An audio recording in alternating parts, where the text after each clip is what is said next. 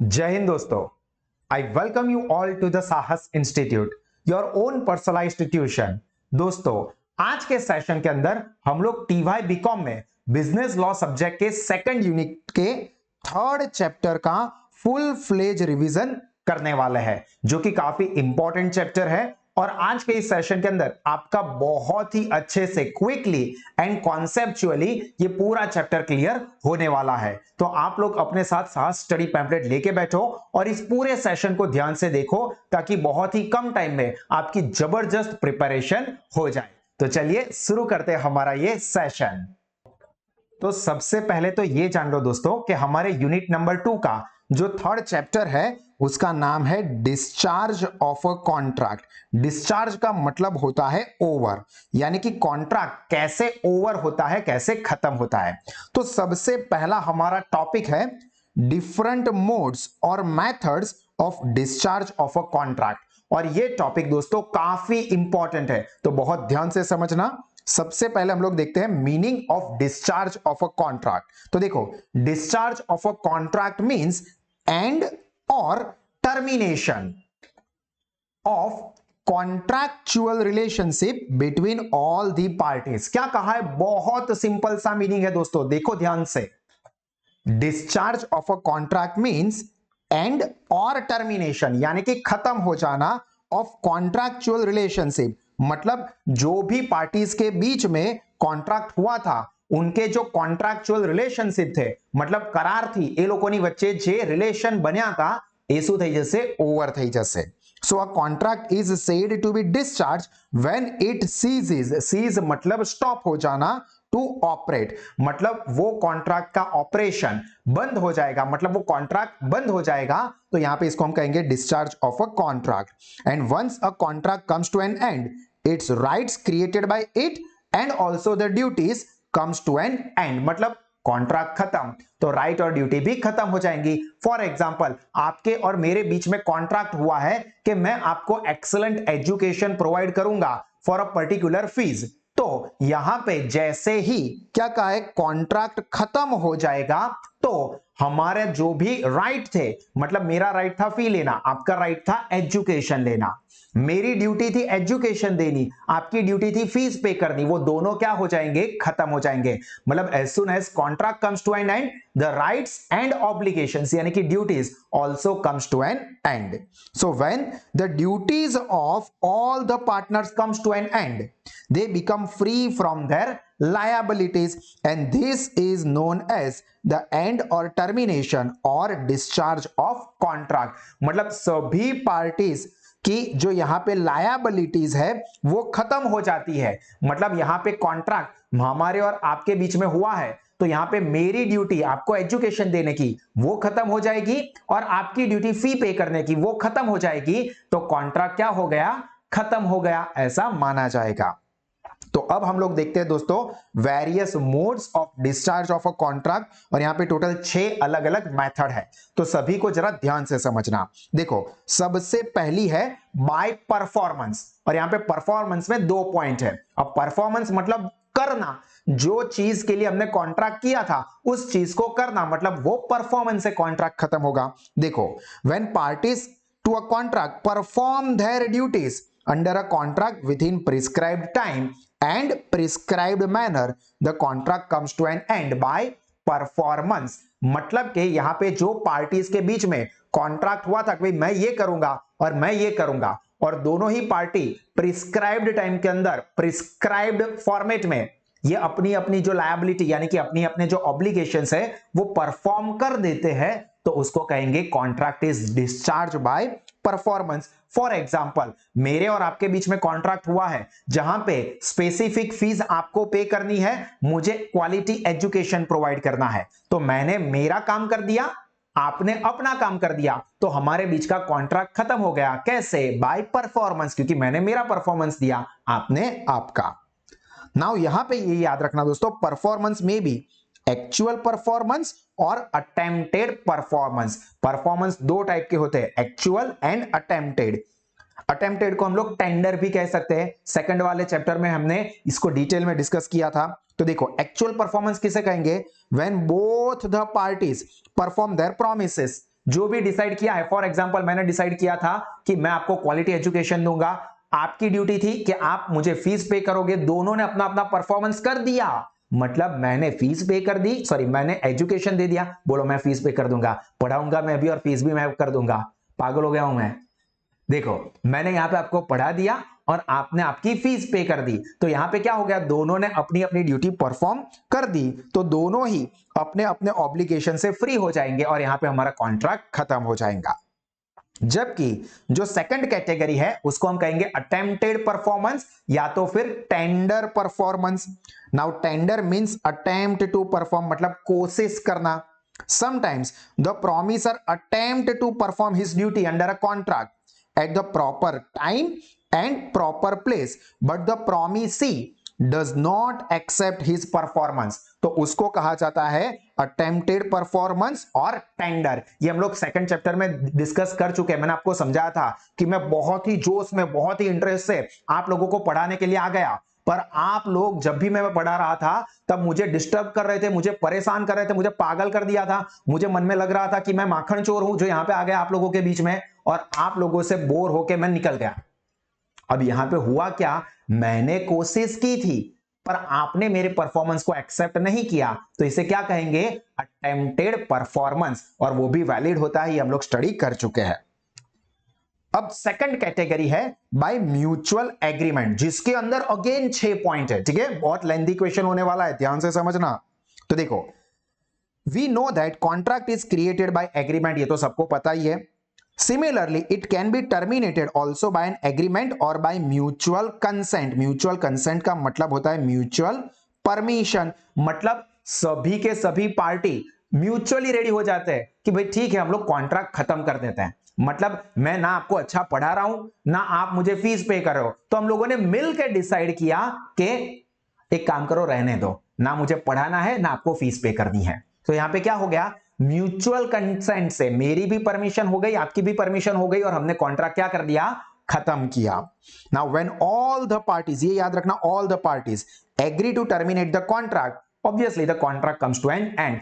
एक पार्टी के कहने से नहीं होता है, मैंने बोल दिया मैं नहीं पढ़ाऊंगा तो ऐसा नहीं चलेगा, यहां पे दोनों पार्टी की कंसेंट होगी तो ही contract can be terminated by agreement.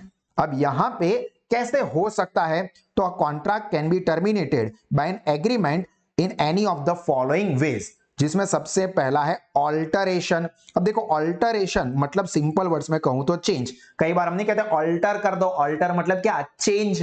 तो देखो alteration means change in any terms of the contract by mutual consent of all the parties. मतलब फॉर एग्जांपल हमने कॉन्ट्रैक्ट किया था पहले कि मैं आपको टीवाई बीकॉम का पढ़ाऊंगा फॉर स्पेसिफिक फीस, पर आपने बाद में कहा कि सर मुझे तो सीएस करना है, कंपनी सेक्रेटरी बनना है, क्योंकि 2 साल में यहां पे बहुत ही अच्छा करियर मिल रहा है, तो एक काम करो मुझे सीएस का आप पढ़ाओ, तो मैं भी इसके लिए एग्री हो गया। तो हुआ क्या, हम लोगों ने जो टर्म्स ऑफ कॉन्ट्रैक्ट थी उसको चेंज किया, टीवाई बीकॉम की जगह पे कंपनी सेक्रेटरी के कोर्स को किया। तो यहां पे क्या होगा, जो पुराना वाला कॉन्ट्रैक्ट था टीवाई बीकॉम की पढ़ाई कराने का, वो क्या हो जाएगा, टर्मिनेट हो जाएगा, बिकॉज ऑफ ऑल्टरेशन, हमने उसके अंदर चेंज कर दिया इसलिए।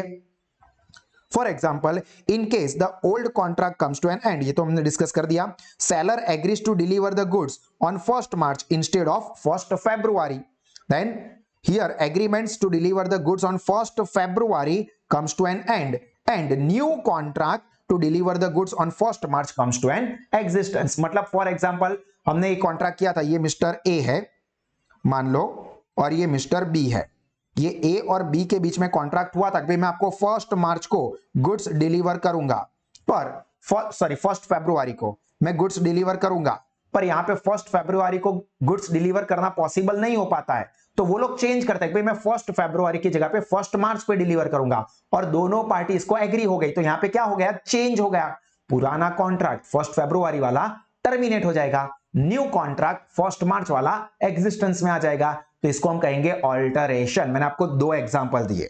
Then second is rescission. Rescission मतलब कैंसल करना, रिसाइंड कर देना, रिजेक्ट कर देना, ठीक है, जो कि लड़कियां काफी मास्टर होती है, बहुत सारे प्रपोजल सर मैं रिसाइंड कर देती हूं, अब तो कई लड़के भी होते हैं एक्सपर्ट। रिसेशन मींस, मजाक था, फोकस सिर्फ पढ़ाई पे रखना। क्योंकि ये बहुत अच्छे से याद रखना दोस्तों, प्यार मोहब्बत सब धोखा है, अभी भी वक्त है, पढ़ाई कर ले बेटा, मौका है। ठीक है, तो पढ़ाई में ध्यान रखना। तो देखो यहां पे रिसेशन मींस रिजेक्शन और कैंसलेशन ऑफ ऑल और some terms of the contract.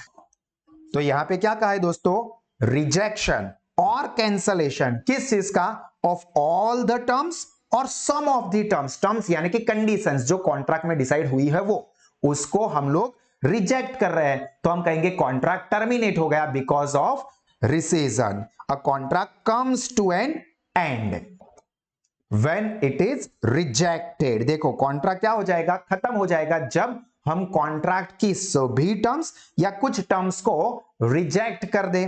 तो rescission may occur in any of the following ways. सबसे पहला है by mutual consent, all the parties may agree to rescind the contract. तो यहां पे पहले में याद रखना है mutual consent of all parties.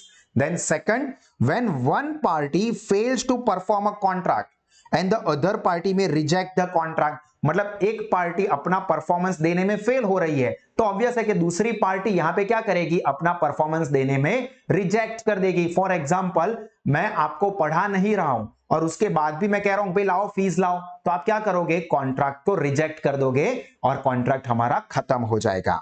Then third, in case of voidable contract aggrieved party यानी कि suffering party can reject the contract. Clear. तो ये रिसेशन के पॉइंट थे।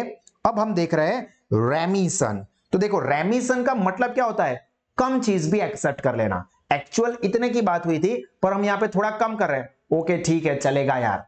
तो देखो remission means to accept less performance or to accept lesser sum in full payment. Account में आप कई बार पढ़ चुके हो कि 5,250 रुपए का पेमेंट करना था और इसका हमने 5,000 रुपए देके सेटलमेंट कर दिया। तो देखो 5,250 पे करने का कॉन्ट्रैक्ट था, पर यहां पे आपने 5,000 ही देके सेटल कर दिया, तो 250 रुपए कम दिए और सामने वाली पार्टी ने उसको एक्सेप्ट भी कर लिया। मतलब यहां पे क्या हुआ, रेमिशन हुआ। याद रखना दोस्तों, रेमिशन मतलब टू एक्सेप्ट लेस परफॉर्मेंस और लेस मनी, ये मेन वर्ड्स है। ठीक है, यहां पे देखो एक एग्जांपल है, 1,000 रुपए देने थे जिसके सामने 700 रुपए देके फुल सेटलमेंट में पेमेंट हो गया, तो इसको हम कहेंगे रेमिशन। Then novation. देखो नोवेशन नाम का मतलब ही होता है दोस्तों न्यू। तो देखो नोवेशन मींस सब्स्टिट्यूशन और replacement of a new contract in the place of original contract. मतलब ओरिजिनल कॉन्ट्रैक्ट जो था उसकी जगह पे हमने नया कॉन्ट्रैक्ट कर दिया, तो उसको हम कहेंगे नोवेशन, जिसकी वजह से जो ओल्ड कॉन्ट्रैक्ट है दोस्तों वो क्या हो जाएगा, टर्मिनेट हो जाएगा। Such a new contract may be either between the same parties or between the different parties। अब उसके 2-3 एग्जाम्पल है वो देख लेते हैं। For example, a promissory note to pay ₹1,000 between A and B is replaced by a promissory note of ₹1,200। मतलब यहां पे A और B के बीच में ही, ये मिस्टर A है, ये मिस्टर B है, इन दोनों के बीच में कॉन्ट्रैक्ट हुआ था 1,000 रुपीज को पे करने का। उसकी जगह पे अब यहां पे नई प्रॉमिसरी नोट 1,200 के लिए बनती है सेम पार्टी के बीच में, तो उसको क्या कहेंगे, नोवेशन। और अगर suppose A has to pay ₹1,000 to B under a contract and B has to pay ₹1,000 to mister C। यहां पे देखो, यहां पे क्या होता है, देखो ध्यान से, A को पेमेंट करना है B को और B को पेमेंट करना है C को।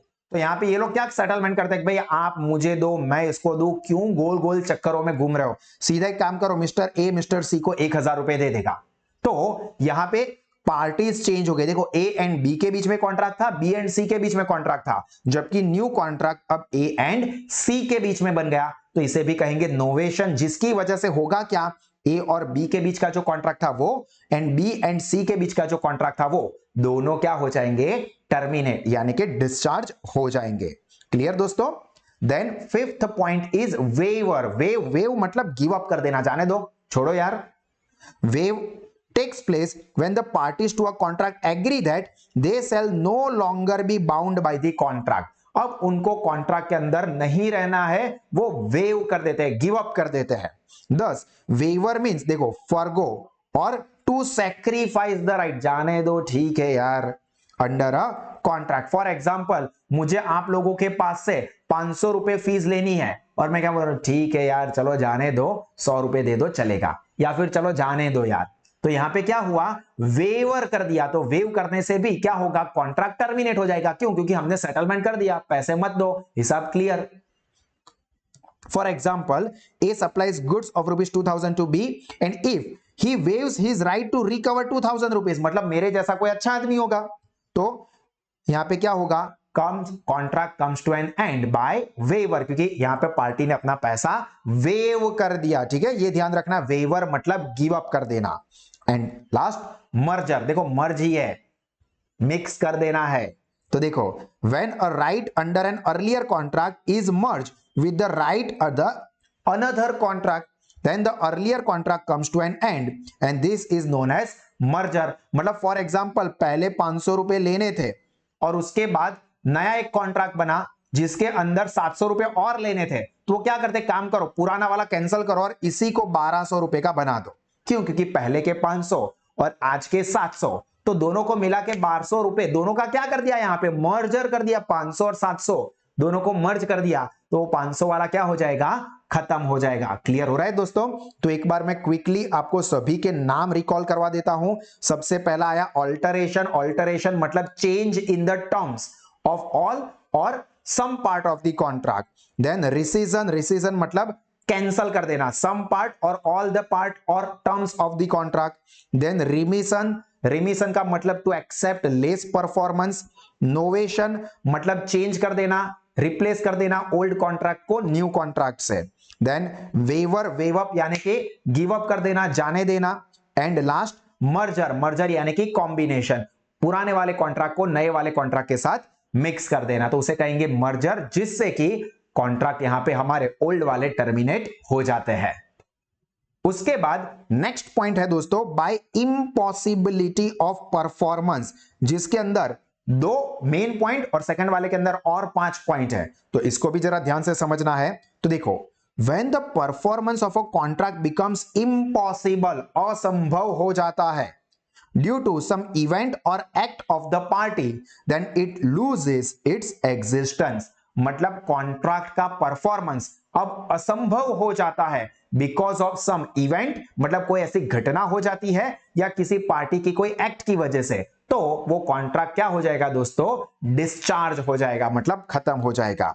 तो देखो, अब इम्पॉसिबिलिटी कैसे हो सकती है, तो पहला है impossibility existing eight the time of agreement, जब एग्रीमेंट हो रहा था तभी ये परफॉर्म करना इम्पॉसिबल था। देखो, if the performance of an agreement is impossible at the time of formation, then it is void। क्यों? क्योंकि कॉन्ट्रैक्ट करते वक्त ही आपको पता था कि ये परफॉर्मेंस पॉसिबल ही नहीं है, तो इसे कहेंगे हम लोग void, and this is known as initial impossibility। Initial मतलब स्टार्टिंग से ही impossibility, और प्री कॉन्ट्रैक्चुअल इम्पॉसिबिलिटी, मतलब फॉर एग्जांपल मैं आपको बोलता हूं कि मैं 1000 रुपए के बदले में सारा का सारा टीवाई बीकॉम का नॉलेज आपके माइंड में ट्रांसफर कर दूंगा, पीके जैसा हो, हाथ पकड़ के बैठूंगा और सारी की सारी इंफॉर्मेशन ट्रांसफर मार दूंगा आपके माइंड में 1000 रुपए के बदले में। तो क्या यह करना पॉसिबल है दोस्तों?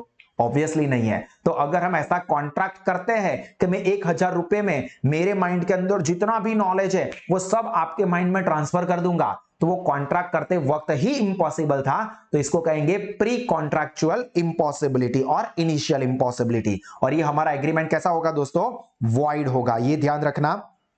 For example, when both the parties know about the initial impossibility, the agreement is void ab initio। MCQ के लिए ध्यान रखना, जो कि एग्जांपल मैंने अभी दिया कि मैं आपको बोल रहा हूं कि 1000 रुपए में मैं आपको सारी इंफॉर्मेशन ट्रांसफर मार दूंगा, वाईफाई चालू करो अपने माइंड का, मैं सारा डेटा ट्रांसफर मार देता हूं, तो आपको भी पता है कि ये सर है ना हमको बना रहे हैं, तो यहां पे ये कॉन्ट्रैक्ट के बारे में दोनों को पता है कि ये परफॉर्मेंस पॉसिबल नहीं है, तो इसको हम क्या कहेंगे?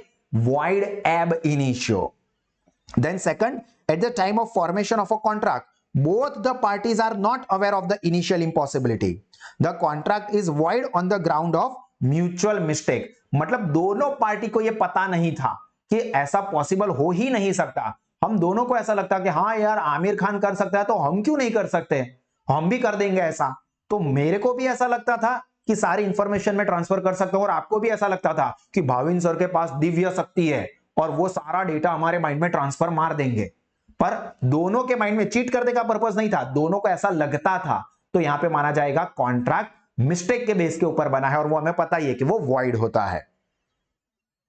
Clear? Then third, where the promiser alone knows about the initial impossibility of the performance, then he must compensate for any loss suffered by the promisee due to non-performance of the promise। मतलब मैं यहां पे बोल रहा हूं कि 1,000 रुपए के बदले में मैं सारी इंफॉर्मेशन आपके माइंड में ट्रांसफर मार दूंगा, आपको कुछ पढ़ने की जरूरत नहीं पड़ेगी, और आप तो बेचारे बोले से नन्हे मुन्ने मासूम हो, आपको तो ऐसा लगा हाँ हाँ सर बोल रहे तो बिल्कुल सही, मुझे पता था कि ये तो बकरा फंसा, इसको तो मैं बना दूंगा। तो यहां पे क्या हुआ, प्रॉमिसर को पता था कि ये पॉसिबल नहीं है, प्रॉमिसी को लगता था कि हाँ ऐसा हो सकता है।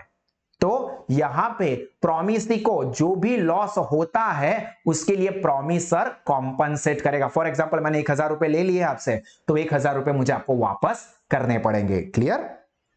देन सेकंड कैटेगरी, देखो पहला पॉइंट जो था मेन वो क्या था, impossibility eight the time of contract या एग्रीमेंट, जबकि अब है सुपरवीनिंग इम्पॉसिबिलिटी। सुपरवीनिंग का मतलब बाद में कॉन्ट्रैक्ट किया तब पॉसिबल था परफॉर्मेंस करना, पर कॉन्ट्रैक्ट हो जाने के बाद ऐसा कुछ होता है कि अब ये परफॉर्म करना पॉसिबल नहीं है, जिसके अंदर टोटल 5 पॉइंट है। तो देखो पहला, when impossibility of performance arises subsequent to, subsequent मतलब बाद में, after the formation of contract, it is known as supervening impossibility. मतलब कॉन्ट्रैक्ट बन जाने के बाद उसका परफॉर्मेंस करना इम्पॉसिबल होता है, then it is termed as supervening impossibility, and in such a case contract becomes void when its performance becomes impossible। अब ये कैसे कैसे हो सकता है, जिसके 5 पॉइंट है। तो सबसे पहला है destruction of a subject matter, मतलब जिस चीज के लिए कॉन्ट्रैक्ट किया था वो चीज ही डिस्ट्रॉयड हो गई। देखो when the subject matter of a contract is destroyed after the formation of a contract without any fault of either party, either party मतलब दोनों में से एक भी पार्टी की गलती नहीं थी, पर अब ये परफॉर्मेंस इम्पॉसिबल हो गया, देन कॉन्ट्रैक्ट इज डिस्चार्ज। यहां पे एक एग्जांपल दिया है, देखो ध्यान से, A agrees to sell his house to B. For example A ने 5 लाख रुपए में अपना घर बी को सेल करने के लिए एग्री हो गया, एग्रीमेंट हो गया, but the house is destroyed by earthquake, act of God. तो अब यहां पे ए और बी किसी का भी फॉल्ट नहीं था ये अर्थक्वेक के आने में, तो यहां पे अब ये परफॉर्मेंस करना इंपॉसिबल हो गया। दोस्तों देखो जब एग्रीमेंट किया तब ए के पास घर था, पर जब परफॉर्मेंस होने को आया तब तो वो घर ही टूट गया है, तो वो कैसे अपना घर देगा बी को। तो यहां पे सुपर विनिंग इंपॉसिबिलिटी की वजह से ये कॉन्ट्रैक्ट डिस्चार्ज हो जाएगा। देन सेकंड, डेथ और पर्सनल इनकैपेबिलिटी, डेथ हो जाती है। देखो when the performance of a contract depends upon the personal skill of the party, the contract is discharged on the death or incapacity or illness of the party। For example मैंने आप लोगों के साथ contract किया है कि मैं आप लोगों को एक्सीलेंट एजुकेशन दूंगा, और मेरी डेथ हो, नहीं एक काम करो, ये एग्जाम्पल थोड़ा ज्यादा हो गया, इसको चेंज कर देते हैं, हम यही वाला एग्जाम्पल लेते हैं या दूसरा एक एग्जाम्पल ले लेते हैं। मेरी बर्थडे पे फॉर एग्जाम्पल मैंने आतिफ असलम को या सोनू निगम को गाना गाने के लिए बुलाया है। भाई मेरी बर्थडे पार्टी है तो गाना गाने के लिए तो एक्सपर्ट लोग ही आने चाहिए, तो आतिफ असलम और सोनू निगम के साथ कॉन्ट्रैक्ट किया है। अब यहां पे आतिफ असलम और सोनू निगम की आवाज की वजह से उनको ही गाना गाने के लिए मैंने कॉन्ट्रैक्ट किया है, पेमेंट किया है। अब यहां पे होता क्या है कि फॉर एग्जाम्पल आतिफ असलम को कोरोना हो गया, सोनू निगम की फॉर एग्जाम्पल मान लेते हैं डेथ हो गई, मान लेते हैं, तो यहां पे क्या होगा, अब ये परफॉर्मेंस देना पॉसिबल ही नहीं है। क्यों? क्योंकि आतिफ असलम क्वारंटीन हो गया है, सोनू निगम की डेथ हो गई है, या उसको फॉर एग्जाम्पल ओरल कैंसर हो गया है, तो यहां पे वो अपना परफॉर्मेंस दे ही नहीं सकता। तो कॉन्ट्रैक्ट क्या हो जाएगा, डिस्चार्ज। जब कॉन्ट्रैक्ट किया तब वो दोनों हट्टे कट्टे हेल्थी थे, उन्होंने बोला क्या बात है, हम आएंगे और धूम मचा देंगे आपकी बर्थडे में, देखो लोग कितने नाचेंगे, कितने खुश हो जाएंगे। बट बाद में ऐसा कुछ हुआ कि अब परफॉर्मेंस पॉसिबल नहीं है, और वो क्या हुआ, या तो डेथ या तो incapability. Then third is non existence or non occurrence of a particular state of thing. मतलब कुछ होने के बाद ही इस कॉन्ट्रैक्ट का परफॉर्मेंस पॉसिबल था, पर वो कुछ जो होना चाहिए था, जिसके बेस के ऊपर हमारा कॉन्ट्रैक्ट पॉसिबल था, वही नहीं हुआ। फॉर एग्जाम्पल, मैं आपको एग्जाम्पल देता हूं कि आप लोग 12th स्टैंडर्ड में हो और मैंने कॉन्ट्रैक्ट किया भी, मैं आपको FY बीकॉम में एक्सीलेंट एजुकेशन दूंगा, टेंशन मत लेना, हमने कॉन्ट्रैक्ट कर दिया। अब आप FY बीकॉम की पढ़ाई कब कर पाओगे? जब आप 12th स्टैंडर्ड में पास होंगे तब ना। पर आप 12th में मेरे पास पढ़े नहीं थे और बाय डिफॉल्ट, बाय चांस आप 12th में फेल हो गए। अब 12th में फेल हो गए तो क्या हमारा FY का कॉन्ट्रैक्ट है वो परफॉर्म हो पाएगा? नहीं नहीं, हमने कॉन्ट्रैक्ट किया, FY का तो पढ़ना ही पड़ेगा, भले आप 12th में फेल हो गए। नहीं दोस्तों, ये पॉसिबल ही नहीं है। क्यों? क्योंकि ये FY के कॉन्ट्रैक्ट के परफॉर्मेंस के लिए जरूरी था कि आप 12th में पास हो जाओ, पर वो पर्टिकुलर स्टेट ऑफ थिंग, मतलब 12th में पास होने की घटना हुई ही नहीं है। तो देखो, sometimes a contract is made on the basis of particular state of things. Now this contract is discharged if a particular state of thing which forms the basis of a contract ceases to exist or occur. दूसरा एक example, मैंने तो example दे ही दिया, A and B contract to marry each other. दोनों ने वचन दे दिया अपने आप को, एक दूसरे को, साथ साथ जन्म तक हम लोग एक साथ रहेंगे, तेरे बिना मैं जी नहीं सकता, तेरे बिना तो मैं मर नहीं सकता, वगैरह वगैरह। And before the time of marriage B goes mad. जो शादी के बाद होने वाला था लड़के के साथ, वो शादी के पहले ही हो गया। मतलब इतना खुश हो गया कि यार मेरी गर्लफ्रेंड ने मेरे के साथ शादी करने के लिए हाँ कर दी, तो उसी खुशी में वो पागल हो गया। अब वो लड़का पागल हो गया है, लड़की थोड़ी पागल है कि मैं पागल के साथ शादी करूं। हाँ, शादी हो जाने के बाद उसको पागल कर देती तो अलग बात है। तो यहां पे कॉन्ट्रैक्ट का परफॉर्मेंस पॉसिबल ही नहीं है। क्यों? क्योंकि बी पागल हो गया है और हमको पता है, हमने पहले वाले यूनिट में डिस्कस कर लिया है कि जो भी पार्टी अनसाउंड माइंड की हो वो कॉन्ट्रैक्ट कर ही नहीं सकती। और जो मैरिज होता है दोस्तों, वो भी एक लीगल कॉन्ट्रैक्ट ही होता है। हमको पता है मैरिज रजिस्टर्ड करवाना पड़ता है, तो यहां पे कॉन्ट्रैक्ट का पॉसिबल नहीं होगा performance. Clear? Then fourth, change of law. Law change हो जाता है if the performance of a contract becomes impossible or unlawful due to change in law, the contract is discharged. अब मैं आपको एक recent example देता हूं। For example, मैंने कॉन्ट्रैक्ट किया था, मतलब रेलवे या फॉर एग्जांपल फ्लाइट की टिकट बुक करवाई थी घूमने जाने के लिए, और सडनली आ गया कोरोना, और नरेंद्र मोदी ने रात को 8 बजे, रात को 12 बजे आके अनाउंस कर दिया, भाई और बहनों अब भारत में संपूर्ण लॉकडाउन है। तो अब ऑब्वियस है कि लॉकडाउन है तो बाहर घूम ही नहीं सकता। जो कॉन्ट्रैक्ट किया था, घूमने जाने का टिकट ले ली थी, वो क्या हो जाएगा?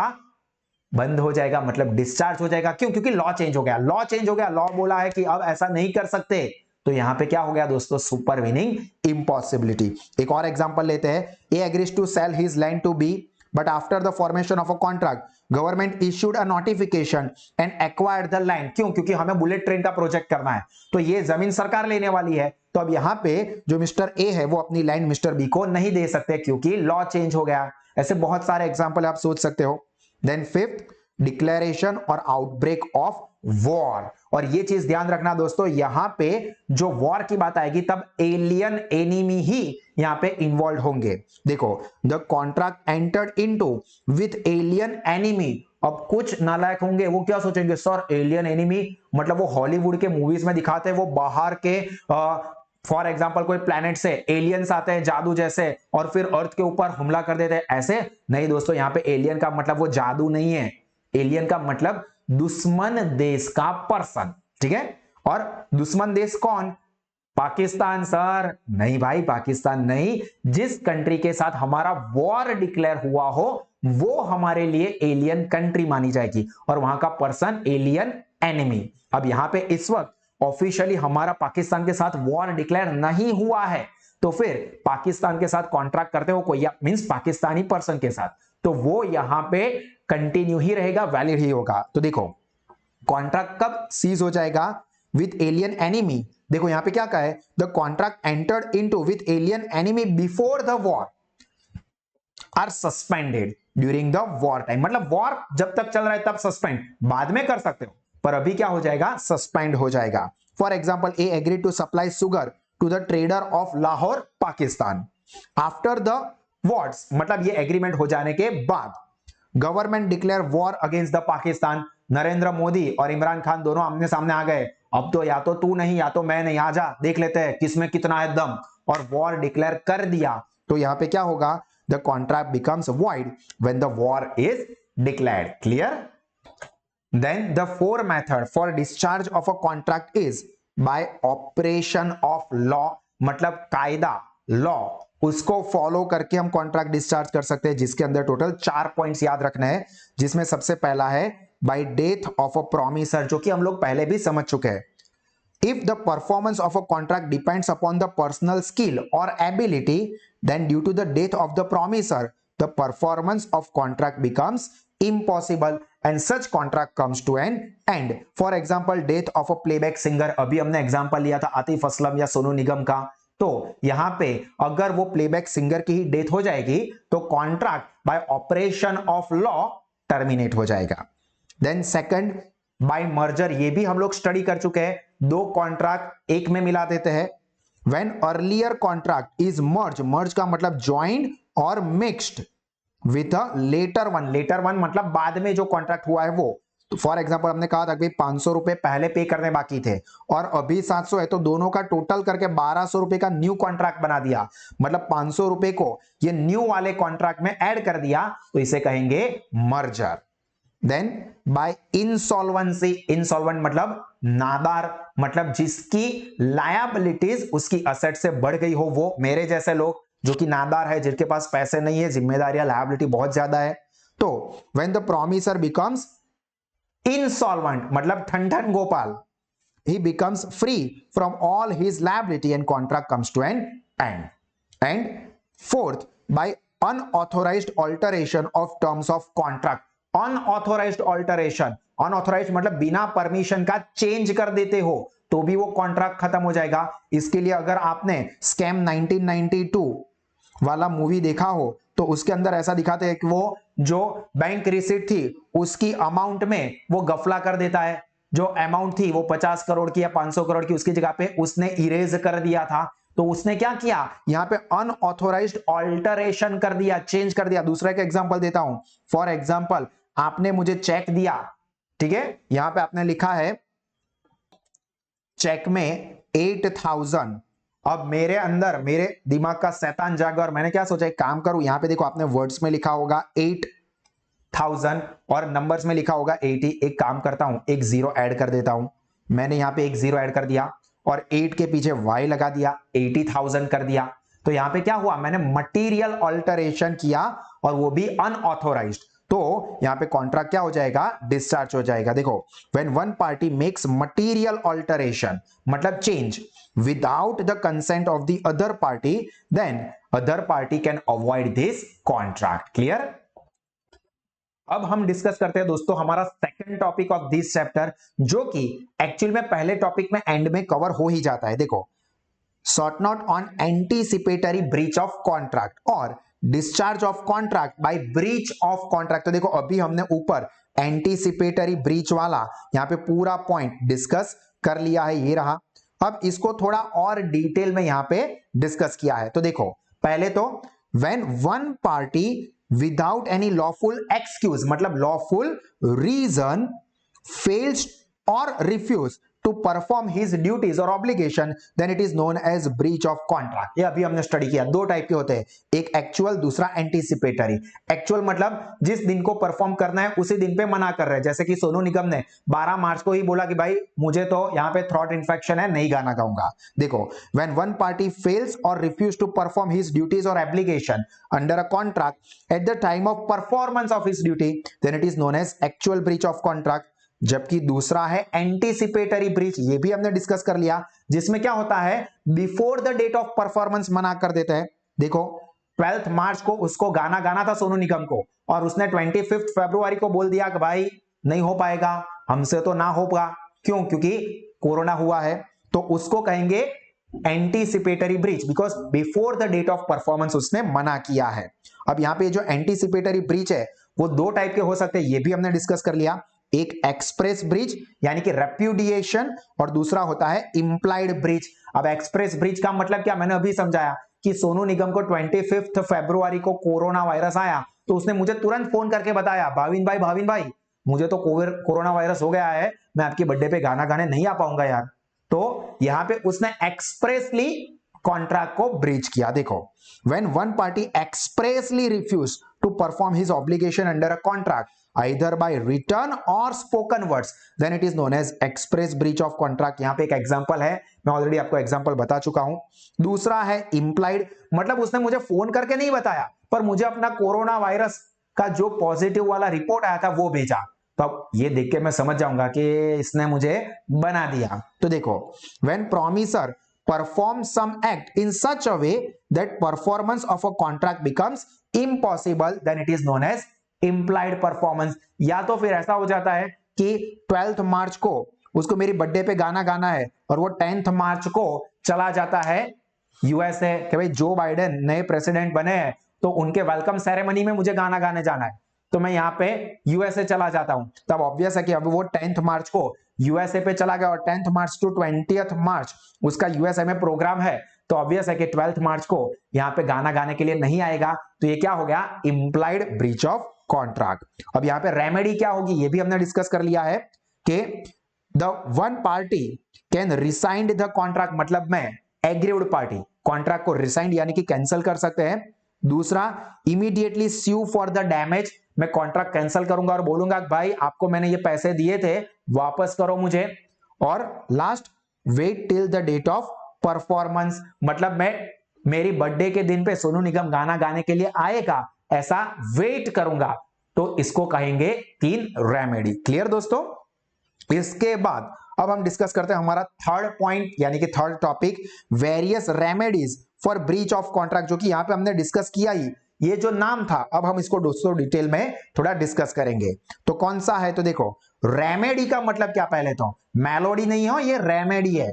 तो remedy means given by the law for the enforcement of the right, मतलब जो लॉ है वो आपको कुछ राइट देगी, आपके लिए कुछ एनफोर्समेंट करेगी जिससे आपको कुछ बेनिफिट मिले या आपको लॉस ना हो।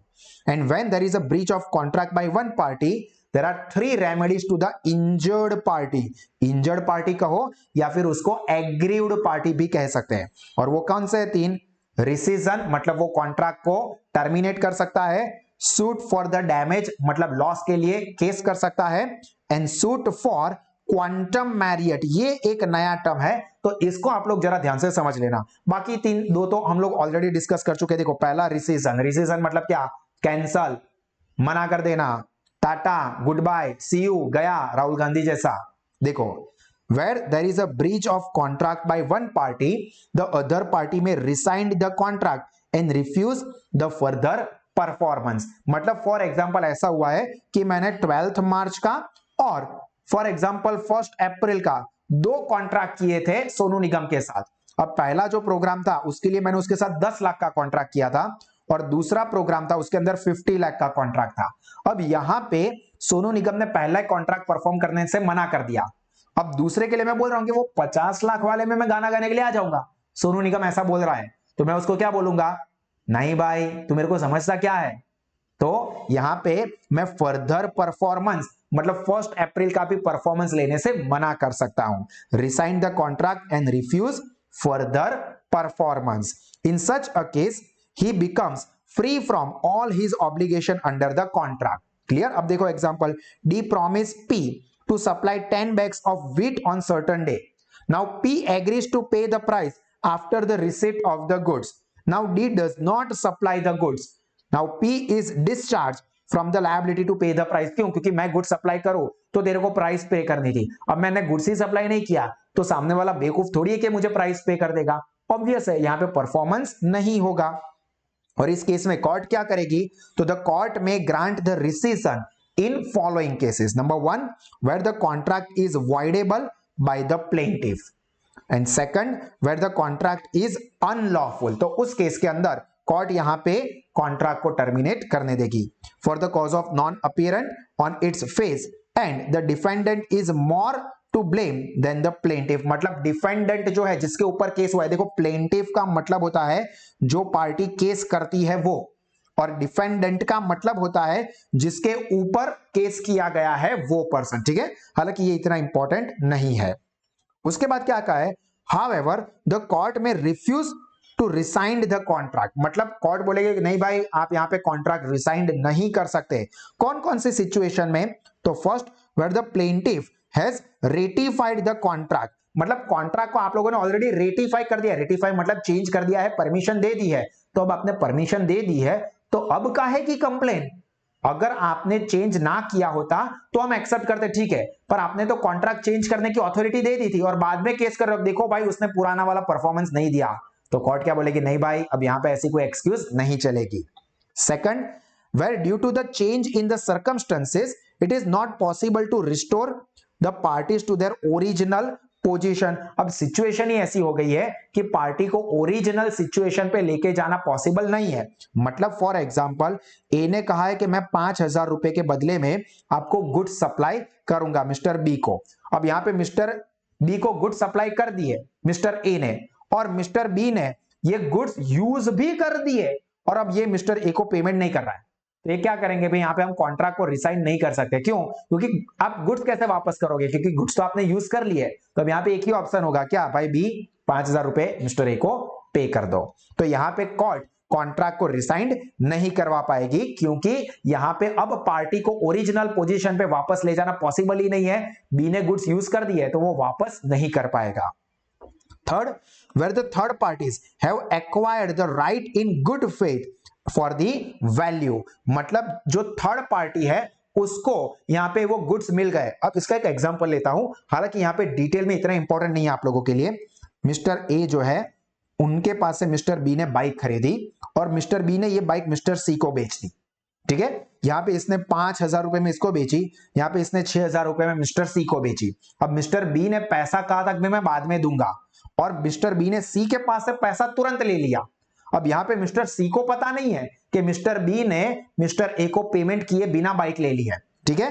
अब यहां पे मिस्टर सी ने गुड फेथ में और पैसे दे के 6,000 रुपए दे के ये बाइक खरीद ली है, और अब मिस्टर बी मिस्टर ए को बाइक के पैसे नहीं दे रहे, तो मिस्टर ए बोल रहा है कि भाई मुझे मेरी बाइक वापस दो। तो क्या ये पॉसिबल है? क्योंकि ये बाइक तो अब मिस्टर सी के पास है, जिन्होंने प्राइस पे करके गुड फेथ में ये बाइक खरीदी थी। तो यहां पे कोर्ट क्या बोलेगी कि भाई अब ये पॉसिबल नहीं है, क्योंकि मिस्टर सी ने पेमेंट देके और उसको पता भी नहीं था ये स्कैम के बारे में, तो यहां पे उसके पास हम बाइक वापस नहीं ले सकते। अब मिस्टर बी आप मिस्टर ए को पेमेंट करो, यही कोर्ट सॉल्यूशन दे सकती है। And fourth, where the injured party desires to rescind the part of the contract, मतलब कुछ पार्ट रिसाइन कर देना है, and such part is not severable, severable मतलब सेपरेट नहीं हो सकता from the rest of the contract, मतलब पूरा जो कॉन्ट्रैक्ट है उसका कुछ पार्ट हम उसको सेपरेट नहीं कर सकते। और कोई पार्टी बोलते हैं इसको सेपरेट करके इतना पार्ट कैंसिल कर दो, नहीं हो पाएगा, क्योंकि यहां पे ये सेपरेट करना मुश्किल है और या तो नामुमकिन है। तो यहां पे ये कॉन्ट्रैक्ट रिसाइंड नहीं हो सकता। और इसकी इफेक्ट क्या होगी? When both the parties resign the contract, he is liable to restore the benefit, मतलब गुड्स लिए तो गुड्स वापस कर दो, पैसे लिए तो पैसे वापस कर दो। कॉन्ट्रैक्ट कैंसिल हो रहा है तो क्या करना पड़ेगा? जो बेनिफिट हमने लिया है रिटर्न कर दो। Second, if the person rightfully resigned the contract, he can claim for the compensation for any loss, मतलब कोई पार्टी राइटफुली कैंसिल कर दे, भाई मेरे साथ ये गलत हुआ इसलिए मैं कॉन्ट्रैक्ट को कैंसिल कर रहा हूं, तो यहां पे जो भी लॉस हुआ है वो लॉस आप क्लेम कर सकते हो। क्लियर दोस्तों?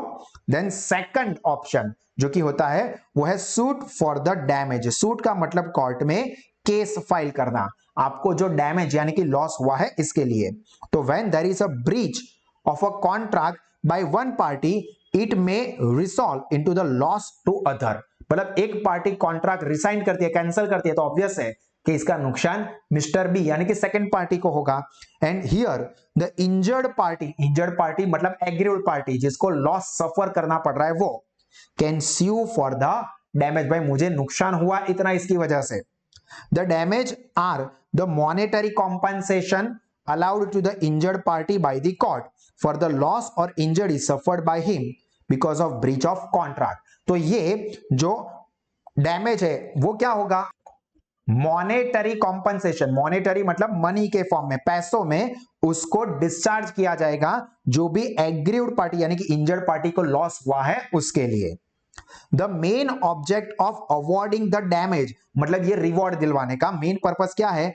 to put the injured party in the same position in which he would have been if there has been performance done by the contract। मतलब यहां पे जो पर्पस है वो क्या है कि अगर कॉन्ट्रैक्ट हुआ होता तो पार्टी की पोजीशन क्या होती, उस पोजीशन में ले आना, या तो फिर उसको न्यूट्रल पोजीशन पे ले आना। यहां पे कोई भी पर्पस पनिश करने का नहीं है कि भाई अदर पार्टी तेरे को पनिश करना, इसलिए नहीं, जो पार्टी को नुकसान हुआ है वो नुकसान नहीं होना चाहिए, वो नुकसान पे कर दो ताकि उसको यहां पे कोई तरह का डैमेज ना हो।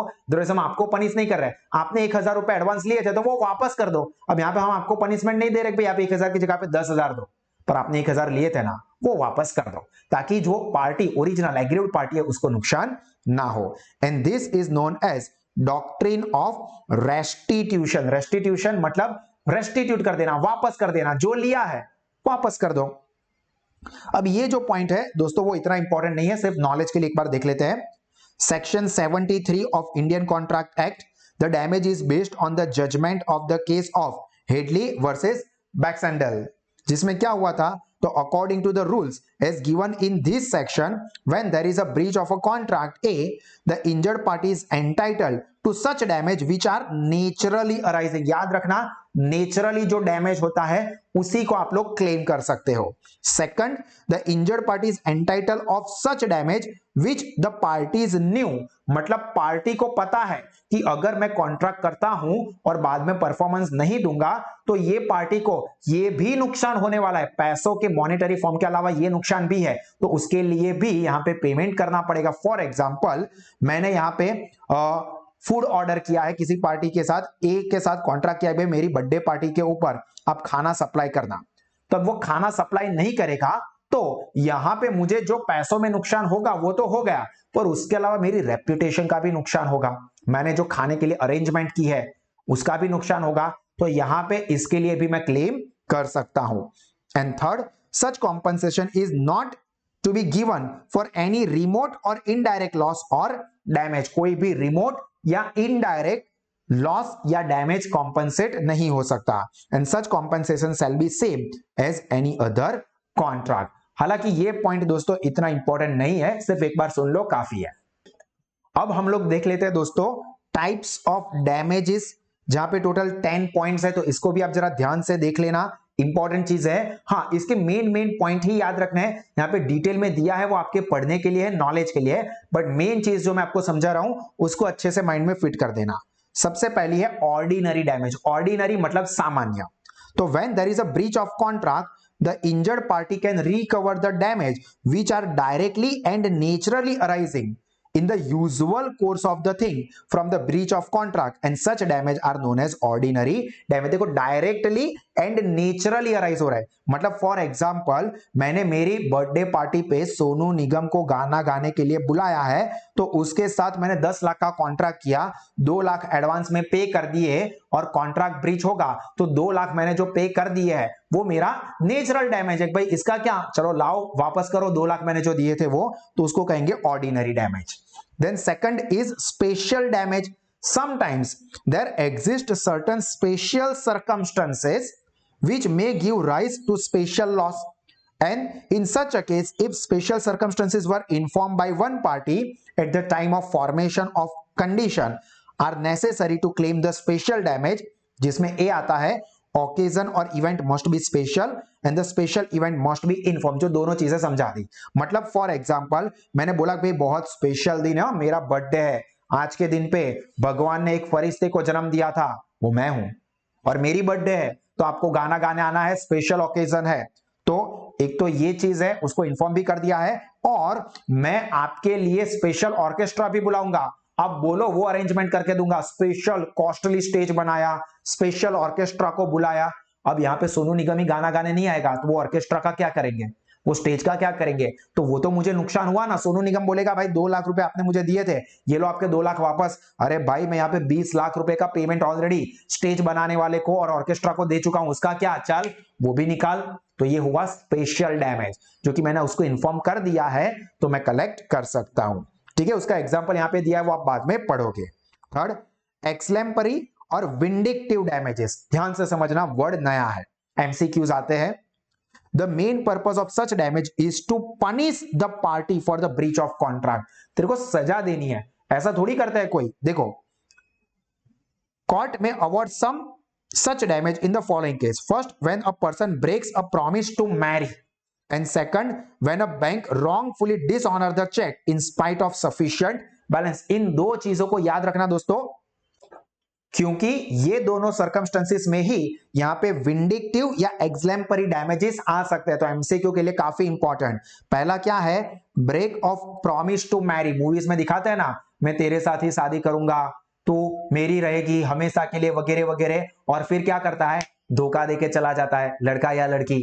तो यहां पे क्या हुआ, आपने प्रॉमिस टू मैरी ब्रेक कर दिया, तो यहां पे विंडिक्टिव डैमेज होगा। और दूसरा जो कि ज्यादा इंपॉर्टेंट है, wrongfully dishonour of a cheque despite of a sufficient balance. और ये जो केस है दोस्तों, वो बैंक पे होगा, क्योंकि बैंक मना कर देगी। मतलब कि फॉर एग्जांपल आपने मुझे चेक दिया है और आपके बैंक अकाउंट में फॉर एग्जांपल 10,000 का बैलेंस है और आपने मुझे 2,000 रुपए का चेक दिया, और उसके बावजूद भी बैंक ये कह के चेक डिसऑनर कर रही है कि अकाउंट में सफिशिएंट पैसा नहीं है, तो आपकी इमेज का क्या होगा, मैं क्या सोचूंगा कि ये साले के ऊपर भरोसा ही नहीं कर सकते।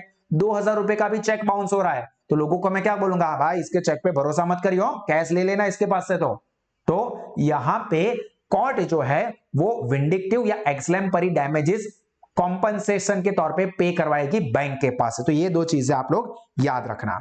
Then nominal damage, when the injured party has not in fact suffered any loss out of a breach of contract, then the damage is recoverable by him are only nominal damage, and this nominal damage वो बहुत ही small value का होता है। For example 1 रुपए का, मतलब actually में मुझे कोई नुकसान नहीं हुआ है, बट फिर भी आपने कॉन्ट्रैक्ट ब्रेक किया है तो आपको कुछ ना कुछ तो पनिशमेंट देनी होगी ना, तो उसके लिए आपके ऊपर फाइन लगाएंगे। किसका, 1 रुपए का। ओ सर क्या बात करते हो, आजकल तो भिखारी भी 1 रुपया नहीं लेता है, तो 1 रुपए का डैमेज ऐसा कुछ हो सकता है। हाँ, रिसेंटली थोड़े टाइम पहले ही, अगर आपको पता हो तो, प्रशांत भूषण जो कि एक एडवोकेट है, बहुत ही फेमस एडवोकेट है, बहुत ही बड़े एडवोकेट है, उसके ऊपर सुप्रीम कोर्ट ने फाइन लगाया था फॉर, यहाँ पे उन्होंने कोर्ट का जो था वो, हम नहीं कई बार दिखते हैं ना मूवीज में कि कोर्ट की तौहीन करते हैं, तो उसके लिए 1 रुपए का फाइन पेनल्टी उसके ऊपर लगाया था। तो ऐसा हो सकता है। तो नॉमिनल डैमेज ये याद रखना दोस्तों, 1 रुपए का हो सकता है, सिर्फ उसको पनिश करने के लिए कि आपको पता चले कि आपने गलती की है, इसके लिए। Then damage for loss of reputation, मेरी जो रेप्यूटेशन है उसको जो डैमेज हुआ है उसके लिए यहां पे क्लेम करेंगे। तो such damages are generally not recoverable. याद रखना, यहां पे damage for reputation not recoverable है, so they are not usually allowed.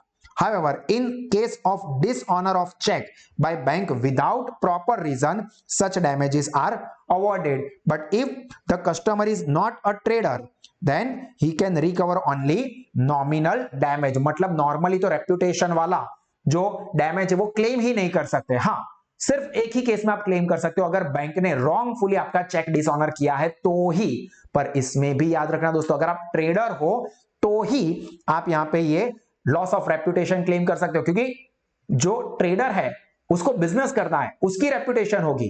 पर अगर कोई नॉर्मल आम पर्सन है तो उसके तो ट्रांजैक्शन बहुत कम होंगे, तो उस केस में डैमेज फॉर रेप्यूटेशन नहीं हो सकता, नॉर्मल डैमेज 1 रुपए वाला वही कॉम्पनसेट होगा। Then 6, damage for loss of inconvenience and discomfort, आपकी वजह से जो मुझे आखिरी टाइम पे जो तकलीफ पड़ी, यानी कि इनकन्वीनियंसी हुई, उसके लिए यहां पे कॉम्पनसेशन पे करना पड़ेगा। तो हियर एक रूल ध्यान रखना, smaller the amount of cheque larger the amount of damage. मतलब जितनी छोटी अमाउंट के लिए आप डिसऑनर करोगे चेक को, मुझे उतना ज्यादा नुकसान होगा। मतलब समझो 2 लाख रुपए का चेक डिसऑनर हो जाता है तो यार अमाउंट बड़ी थी, हो गया, शायद थोड़ा पैसा इधर उधर हो गया होगा। पर मान लो कि मैंने आपको 200 रुपए का चेक दिया और 200 रुपए का भी चेक डिसऑनर हो जाता है, तो आप क्या सोचोगे, हे माता जी, भाविन सर का तो 200 रुपए का भी चेक नहीं क्लियर होता है, उनके ऊपर तो भरोसा कर ही नहीं सकते। अब तो उनके कैश के ऊपर भी भरोसा नहीं कर सकते, अगर वो नोट भी दे तो इधर उधर ऐसे चेक कर लेना कि सही नोट है ना। तो यहां पे कोर्ट क्या करेगी, जितनी अमाउंट का चेक बैंक गलत तरह से डिसऑनर करती है उतना ही पेनल्टी ज्यादा लगाएगी। Damage can be recovered for the physical inconvenience and discomfort arising out of the breach of contract. याद रखना दोस्तों, सिर्फ फिजिकल इनकन्वीनियंस हो, मुझे मेंटल टॉर्चर हुआ है, मुझे मेंटली नुकसान हुआ है, उसके लिए मैं फॉर एग्जांपल अक्षय कुमार जैसा करूंगा, 500 करोड़ का क्लेम डाल लूंगा, नहीं होगा। फिजिकल इनकन्वीनियंस ही है, वही क्लेम कर सकते हैं। Then 7th, mitigation of damage. Mitigation मतलब डैमेज कम करना, ठीक है। It is the duty of the injured party to take all the reasonable step to mitigate, mitigate यानी कि कम करना, रिड्यूस कर देना, the loss caused by the breach, and he can not claim the compensation for loss which is really not due to the breach but due to his own neglect to mitigate the loss. मतलब कि contract में कोई एक party अपना performance नहीं दे रही है तो मुझे लॉस होगा, पर यहां पे मैं लॉस को कम करने की कोशिश करूंगा, पर मैं लॉस को कम करने की कोशिश नहीं करूंगा, होने दो, जितना लॉस होता है उतना बाद में मैं उसके पास से क्लेम कर लूंगा, तो वो सारा क्लेम नहीं मिलेगा मुझे। यहां पे देखेंगे भाई आपके पास ऑप्शन था, आप लॉस को कम कर सकते थे पर आपने नहीं किया, तो उसको मिटिगेट करना है, उसके लिए आपने स्टेप नहीं लिए, तो वो लॉस आपका कॉम्पनसेट नहीं किया जाएगा। Then difficulty of assessment. देखो, डैमेज इनकैपेबल ऑफ असेसमेंट मतलब कितना डैमेज हुआ उसको एसेस करना, मतलब मेजर करना एग्जैक्टली कितना हुआ है, वो पॉसिबल नहीं है ड्यू टू अनसर्टेनिटी और precision does not prevent the aggrieved party from recovering them. और यहां पे court must do its best to estimate the loss and a contingency may be taken into account. मतलब यहां पे court को अपनी best कोशिश करनी है कि वो एग्जैक्टली असेस कर सके, ठीक है। ये हालांकि इतना इंपॉर्टेंट नहीं है। Then cost of decree. अब डिक्री का मतलब क्या होता है, कोर्ट का ऑर्डर, ये ध्यान रखना दोस्तों। The aggrieved party is entitled in addition to damage to get the cost of getting a decree। मतलब फॉर एग्जाम्पल ए ने और बी ने दोनों ने कॉन्ट्रैक्ट किया था कोई स्पेसिफिक परफॉर्मेंस के लिए। अब यहाँ पे बी ने अपना स्पेसिफिक परफॉर्मेंस नहीं दिया, इसलिए हुआ क्या, ए ने कोर्ट में जाके केस किया। तो अब कोर्ट में केस फ्री में तो चलेगा नहीं, यहां पे कोर्ट में केस करने के लिए मिस्टर ए को टोटल 5,000 रुपए का खर्चा हुआ, और बाद में मिस्टर ए जीत भी गए, हाँ भाई बिल्कुल सही है, मिस्टर बी को 50,000 रुपए का पेमेंट मिस्टर ए को करना ही है।